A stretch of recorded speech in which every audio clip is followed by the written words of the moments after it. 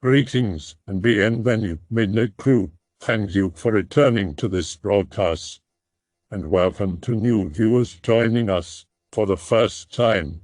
If you like a video, then feel free to subscribe. Urgent warning, prophetic dream. Last night I had a dream, the type you only have a couple of in your lifetime. I'm 25 and I've always had an interest in paranormal things like lucid dreaming, out-of-body experiences, and astral stuff, but never achieved an actual life-changing experience, even though I've had several lucid dreams. The dream part. Be me in a bus with a group of people, a mixture of people that I know from elementary and high school, but mostly people from university. We visit a football tournament in an exotic country, either in Africa or South America. The supporters mostly wear yellow-green clothes. The tournament lasts 4 days, and this is the first day. We never really see a match. Instead, we're in a large room with windows talking to each other. Mostly your average subconscious illogical conversations that are typical for dreams. However, I do realize from this that a girl from elementary was supposed to be my wife by now for some reason. The second day, I mostly talk to people that I know from university. For a while, I'm on the field where an opening ceremony is being held. Very African-themed music dances and people. The field is mostly sand and mud instead of grass. The third day, I'm outside the stadium with my older sister walking around. I need some cash from an ATM. A desert or savanna surrounds the stadium and some lone buildings. We're in a hurry because the match is about to start. The ATM malfunctions when I try to get money.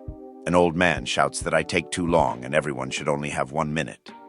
I look back and a queue has formed. We head inside the stadium and come in on the top row seats area. The first thing I notice is the thick yellow mist that fills the whole place. It smells like burned plastic, but very sweet at the same time. All supporters in the stadium are dead in their seats. About 100 men in hazmat suits are decontaminating the place with spray guns. I say we need to leave now. This part of the dream is more abstract, as I'm not really a person, but a pure observer of several events in quick succession. The EU and USA blame Russia for the biological chemical terror attack in the stadium. I distinctly see Ursula von der Leyen demonizing Putin and his regime, riling up NATO to begin open hostility against Russia. Several more vague scenes of NATO mobilizing, massing troops on the border, Western civilians crying and hoarding food from the supermarkets. Russia responds to this escalation by launching a single nuke into orbit. At the moment, it won't hit anything. But if they want to, they can use this too, and I quote, hit any place on Earth within seconds. I'm now in human form again. I'm in a chateau somewhere in Germany. It seems there is an emergency meeting between all involved heads of state. The Russian Minister of Foreign Affairs is here as well, but it is not Lavrov. On the ground floor, everyone is talking. The atmosphere is light and happy, heads of state laughing, drinking champagne. I leave them and head up to the third floor of this chateau, where the Russian minister is alone, leaning against the railing near the landing of the stairs. I talk to him in English, telling him that launching that nuke was a bad move, and further escalated things. He responds telling me they had no choice, and they don't want to escalate things, but it is necessary for Russia's safety. I further discuss that Russia should abandon its global power position and just join NATO for global peace and coexistence.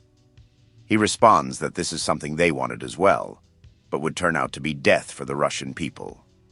Not really clear what he meant with death, but I saw images of degeneracy similar to what we have in the West today when he said this. He starts handing me pieces of wooden planks with messages carved on them. These were retrieved from the stadium, he told me. The messages were generic stuff like, Daryl was here, or Sylvie X Brandon, greetings from Spain. The basic stuff you see people scribble on things in public spaces. He tells me Russia had no part in these people's deaths, and that it is a tragic thing. I clearly remember his concerned look. He's telling the truth. Instantly, I'm teleported downstairs again. Here the other world leaders are still partying. I see them wearing a Star Wars-type robe similar to the one Klaus Schwab wore during that weird presentation. Now I'm back upstairs with the Russian minister. He hands me the last piece of wood. On this one, the entire painting of George Seurat is carved in great detail. Pick-related. I tell him I know this painting, and say it's called The Obsession. He looks at me as if he didn't understand. Then I knew I had to say it in French, so I slowly said, L'Obsession. The instant I speak the French name, the piece of wood spontaneously breaks in half along the middle. I'm surprised as I look down and hear the Russian minister say, "Now you understand." I wake up. After I woke up, I looked up what the French Georges Seurat painting was called. It's called A Sunday on La Grande Jatte. Next, I typed L'Obsession painting in Google Images, and the second result was pick-related.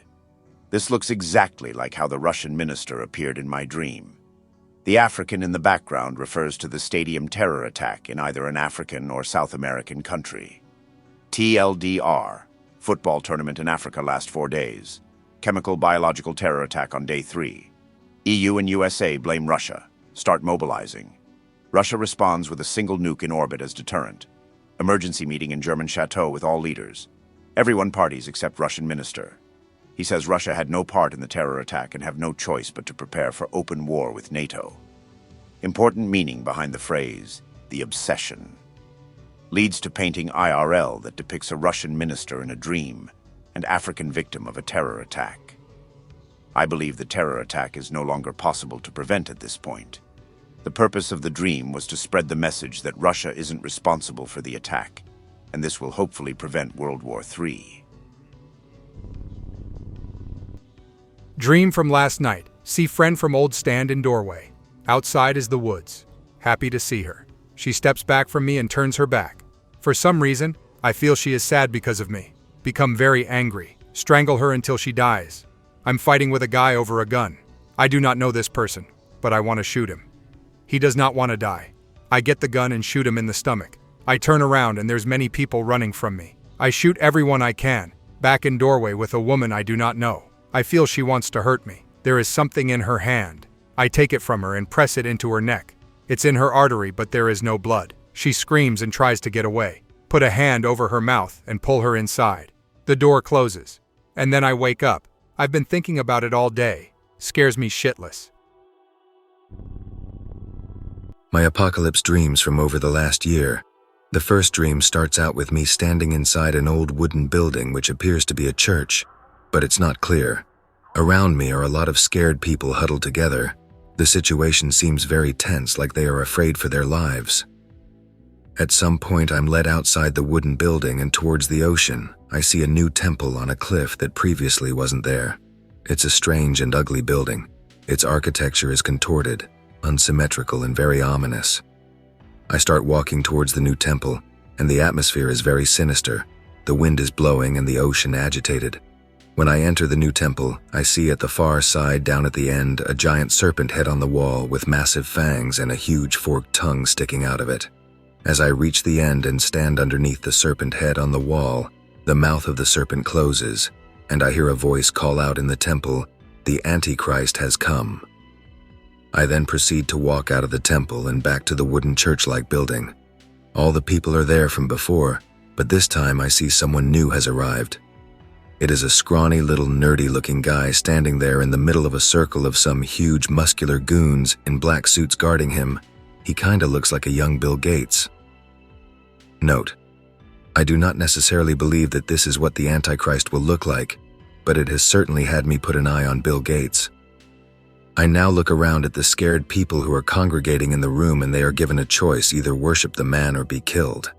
As I can recall it, about half fell to their knees and started worshiping him, and the other half was then summarily slaughtered by the huge goons surrounding the ominous man. Then they quickly came for me and a fight started, but everything went black and the dream ended. I had another one last night. I don't remember much of it, but the bit I remember was me sitting in the back seat of a car looking out the window. Then suddenly the sun got super bright, so bright in fact that I had to hide underneath a blanket and close my eyes. But even then, the brightness was harmful to my eyes, and I believe I could hear people screaming outside. After a short while, the sun dimmed back to normal, and there were 2 guys sitting in the front seat. One I didn't know was in the driver's seat. I turned to the other guy, and he said that the driver was the Beast of Revelation. Then he looked back at me nervously and denied it. After that, I remember walking to something that looked like a town square and started preaching to the people that Christ was going to return soon, and I felt ecstatic. Also, I've had recurring dreams of giant waves crashing across the shores of cities, and I've seen nukes dropped. But then another non-nuclear weapon appeared which was way more powerful than nukes. Oh yeah, I forgot a dream I had at the beginning of this year. I'm standing somewhere in the outskirts of my city. Then I hear the air raid sirens going off. Everyone starts to freak out and cry, and no one seems to know what to do. I personally freaked out and dove for cover to avoid thermal radiation burns. Then I see 2 projectiles coming in from the western sky. They hit the same NATO base, and each projectile creates a gigantic explosion. Afterwards, I see people with third-degree burns and Turkish soldiers, which I assume are NATO-deployed units, helping injured civilians. Oh, I have had 2 prophetic dreams. The first one was many years ago in 2014. I was riding my mountain bike to work when I saw a muddy trail in the trees. It was pouring rain. Instead of turning left to work, I crossed a wide, dangerous pavement road to access the muddy trail. I followed it for a while, but after a few hours, I decided I needed to go back home to work at McDonald's and pay rent and all that. A few weekends later, I set out to follow it again. This time I went much further. The setting became more fractal and psychedelic as I progressed. Everything was like a moving kaleidoscope around me, but the trail stayed true. Eventually, the sky was a mirror of the river and the forest above me, so close but too far away to touch. If not for the wonder in my heart, fueling my curiosity, I would have had a panic attack or a massive headache.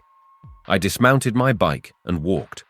Before approaching the place where the river on the ground met the one in the sky, I found a canoe on the gravel bank. I considered a moment, then got into the canoe and paddled upstream. The whole dream had been as though I was watching a movie starring myself.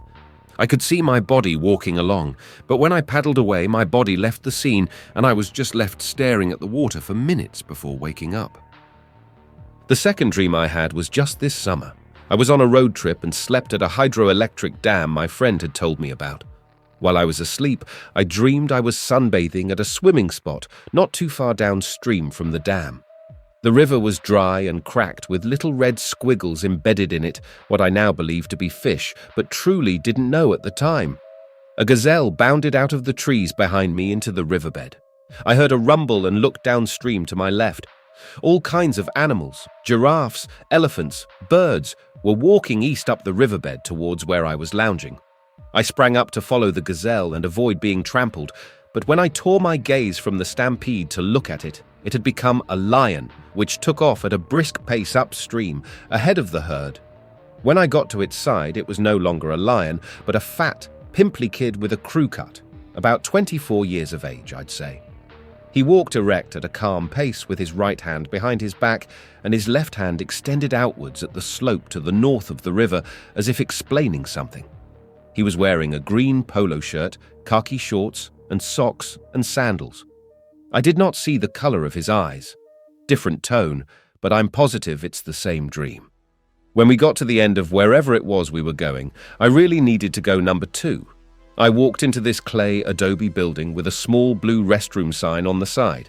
It was just a big clay rectangle with archways cut out of it, keeping some concrete benches and a small trash can out of the sun. There was a kid playing on a Nintendo DS on one of the benches. I told him the sign said bathroom. If he didn't want to see me go in this trash can, he should leave. He looked up from his game when I addressed him, nodded, and walked out. I took the trash can out of the trash can holder thing and began to unbutton my pants when I woke up from the dream. Forgot to mention, 2 days after having the dream about the river, I went to visit a friend who was becoming a substitute teacher. He read us this book with illustrations that almost exactly described the events of my dream. There was even a gazelle, a giraffe, and an elephant, which are not indigenous to where I live. The only real difference was that there were no bright red squiggles in the baked riverbed. The animals were walking to a tree that was too tall to reach the fruit, and when they discovered the name of the tree and it leaned down to where they could eat, there were bright red, squiggly leaves in the green foliage. This is why I claim it is a prophetic dream. Do you consider the kid an important figure? Who do you think he is? The kid in the polo shirt.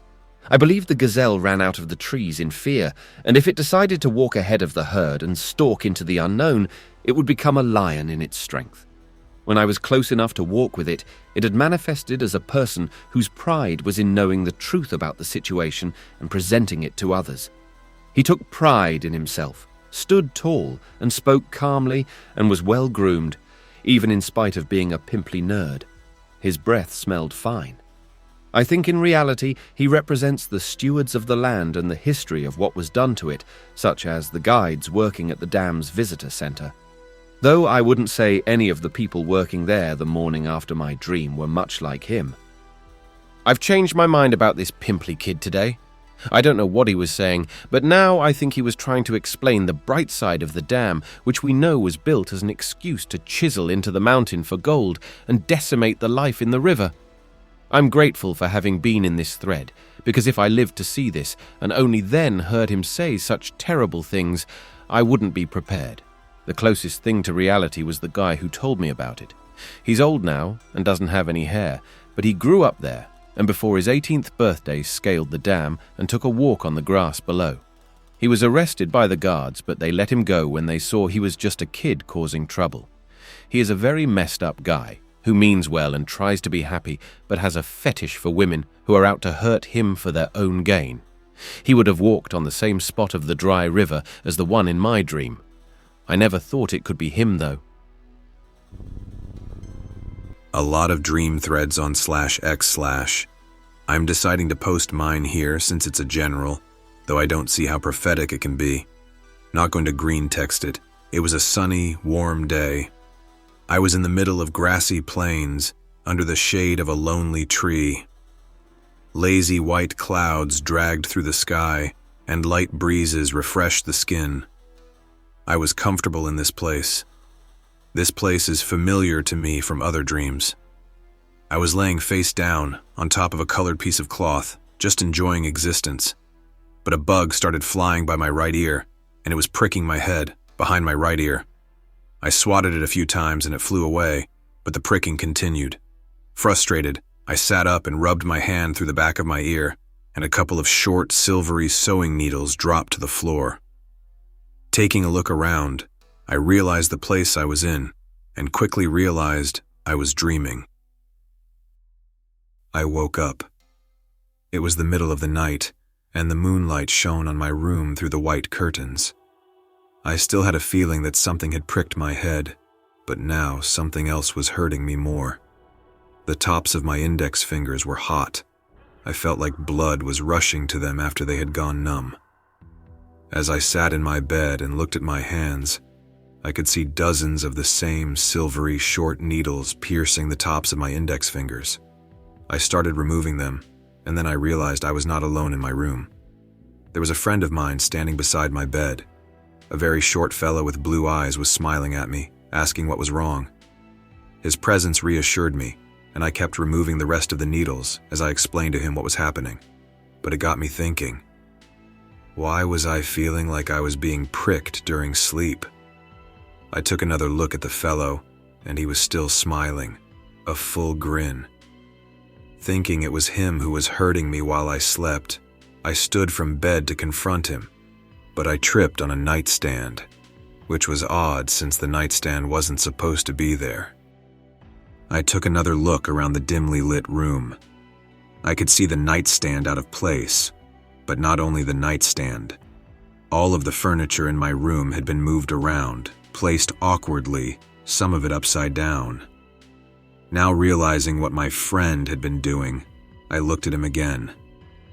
But before I could say anything, it slowly dawned on me that I didn't know who this man was, despite the feeling of familiarity. Feeling threatened, I tackled the short man and put a chokehold on him, dragging him out of my room. I opened the door, and in the hallway, I could see my grandmother standing there, red-eyed, seemingly disoriented. This was normal. My grandmother gets disoriented at night sometimes, but in her condition, I couldn't rely on her to tell me who this seemingly familiar man was. I kept dragging the man through the house, looking for someone that could tell me his identity. The hallway turned very dark, and suddenly I was in front of my parents' bedroom.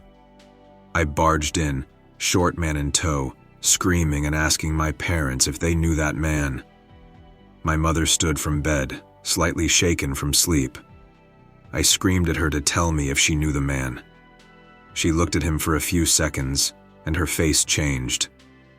Upset, screaming and pointing at the man, she told me that the man was an imposter. Reassured of my fears, I realized the whole house might be in danger, so I tried to wake up my father.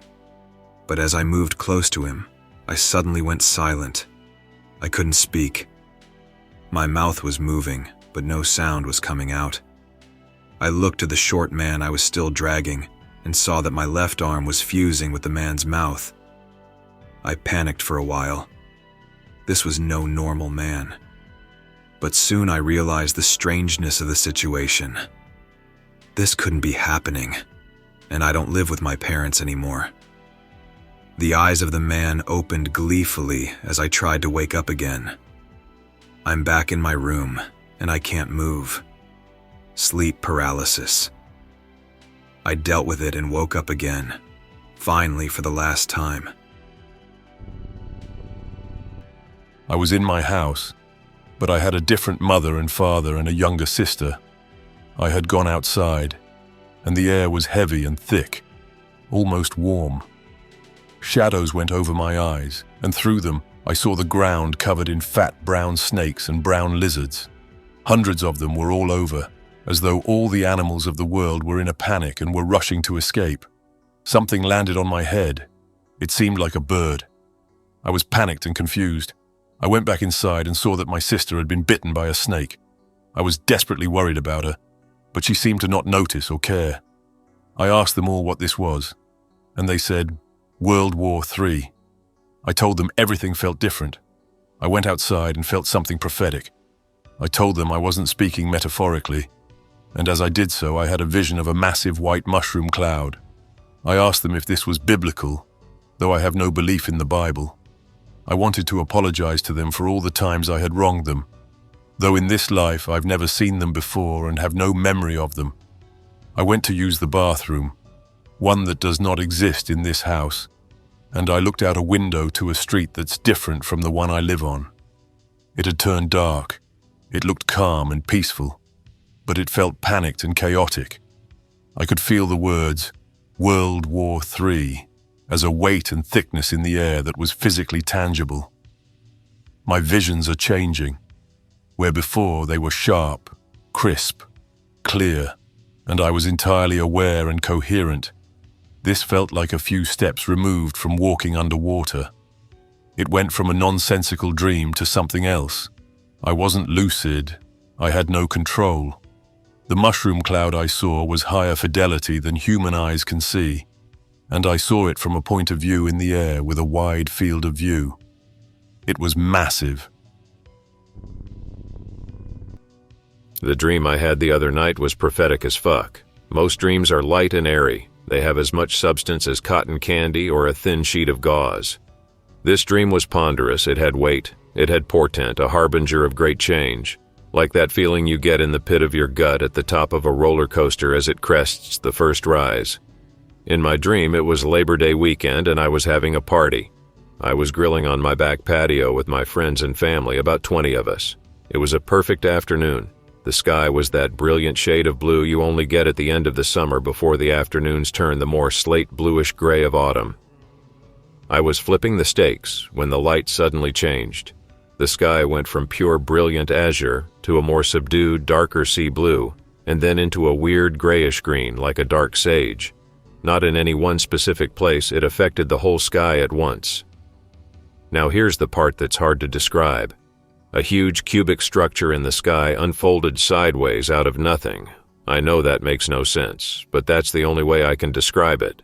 It didn't fly in from space. It didn't arrive with a flash of light or smoke. It unfolded sideways out of nothing, like an origami flower unraveling combined with one of those impossible paintings by M.C. Escher, you know, like the monks who are walking up the staircase that never ends or the waterfall that makes an impossible loop. It made no sound. There was only a brief rush of wind that smelled like someone welding something. I'm guessing from the atmosphere it displaced. I'll try to describe it better. It was a huge cube as big as a mountain, but each corner of the cube had another smaller cube merged into, and each of those cubes likewise had smaller cubes, and this went on ad infinitum. But that was only when you didn't look too hard at it. The more you looked at it, the more you focused on it, the more you could see impossible MC Escher bits folding around themselves in non-Euclidean ways, lights of unidentifiable colors here and there, pieces of it detaching and reattaching in ways that didn't seem possible. It actually hurt to look at. The reaction was immediate and overwhelming. Someone screamed. Someone yelled out, "Oh God, it's real, it's really real." I got that gut punch feeling, that sinking stomach feeling combined with utter disbelief. It was like walking around a corner in your house and seeing a bear, or diving into a pool and seeing a shark. I remember hearing the civil defense sirens start going off. I had an old radio playing a local classic rock station. An announcer came on and started talking about a shelter-in-place order. I hurried everyone inside and closed all the doors and windows. The dream here skips to the next morning. We're all huddled around the TV watching the news. The president is getting ready to go live and make an address. Fighter jets are flying around outside, and there are military vehicles driving around everywhere. Suddenly, there is a blast of cyan light from outside. Everything electrical goes dead. A lot of the big electric boxes on poles outside are smoking, as the fighter jets start falling out of the sky and crashing. This is where I woke up. I don't know what it means.